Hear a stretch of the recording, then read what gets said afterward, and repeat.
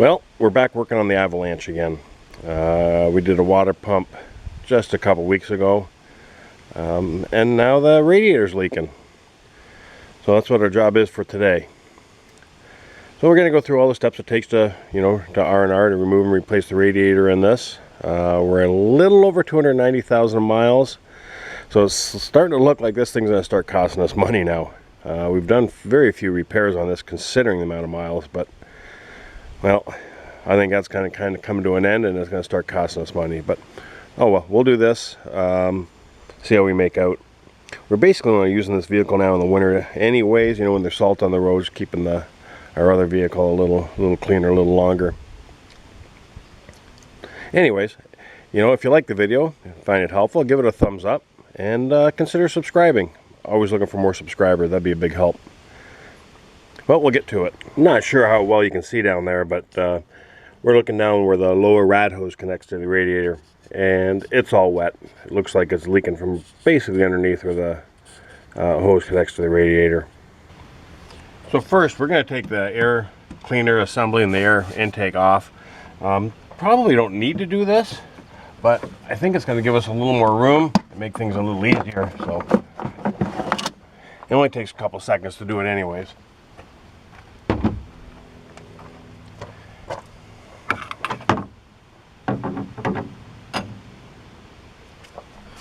We just got a hose clamp here.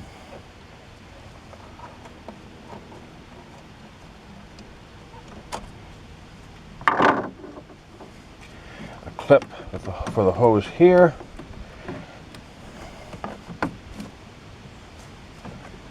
Got one wire connector over here. Let's give that a squeeze. That will come off. Pull up, pull back. Maybe we should do this in two pieces.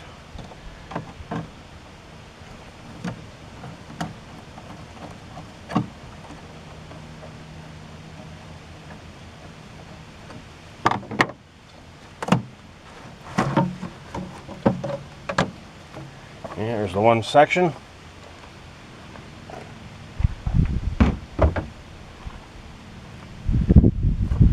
Oh, we got a little vent line here that we didn't pull off. It come right out though. So remember that's there. We put it back together.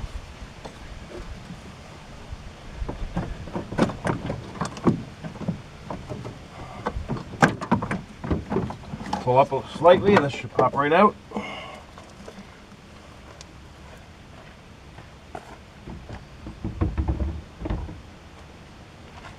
That will give us much better access.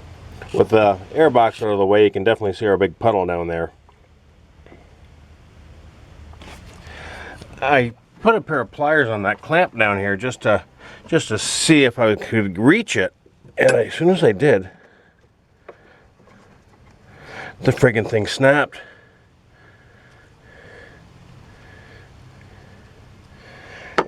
I'm wondering whether I need a radiator at all, or it's just I don't know. Maybe it's just leaking out there. I can't tell. Anyways, I need to look around a little more because, here's part of the clamp.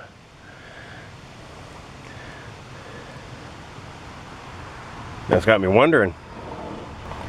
Well, I got the other end of the clamp off, so here's both parts that goes together.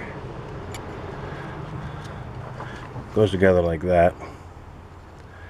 Okay, so here's where it's broken.